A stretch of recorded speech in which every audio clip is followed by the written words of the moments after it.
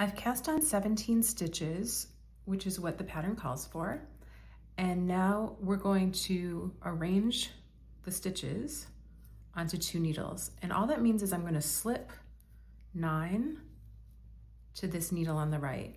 I'm not knitting, I'm not doing anything else. I'm just slipping 5, 6, 7, 8, and 9.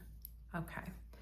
So then you kind of fold the needles in half, slide all your stitches to this end of the needles, and then you're going to knit through the front needle, the first stitch on the front needle, and you're going to knit through, insert your needle through the first stitch on the back needle. And you're going to knit these 2 stitches together. So through 1, through 2, and take the old stitches off. So what you've done is you've knitted those 2 stitches together.